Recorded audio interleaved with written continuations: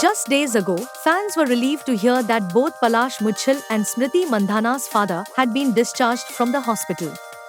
But instead of clarity, the situation around their wedding has only become more confusing. Here's the full update on what we know and what still remains a mystery. The much-awaited wedding of Smriti Mandhana and Palash Muchal was planned for 23rd November.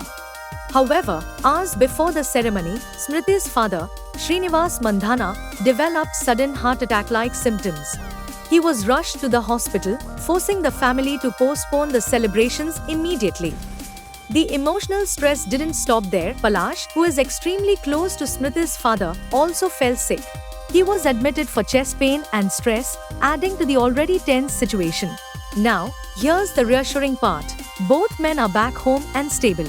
Srinivas Mandhana's cardiac tests showed no blockages, and Palash has returned to Mumbai after treatment.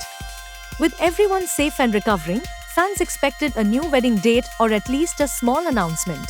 But what followed was silence. Despite the recovery, there is still no word from the Mandhana or Muchal families about rescheduling the wedding. No official statement, no fresh dates, nothing from Smriti or Palash. And this silence has created massive confusion among fans. Was the wedding just postponed? Is it being replanned? Or is something else going on behind the scenes? Nobody knows, and the families seem to be keeping everything completely private.